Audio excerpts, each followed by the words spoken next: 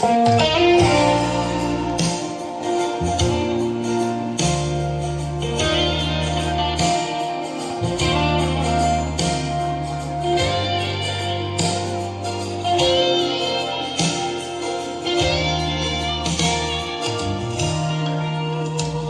na lẽ lung ngay đã tên cả nung mình chỉ là nghề ngoài là lệ mong ăn là tên lâu khen quý mà sẽ là em hiểu mình giữ mong thề hôn hà sa có mình không vui mình treo rèn mình hà ngây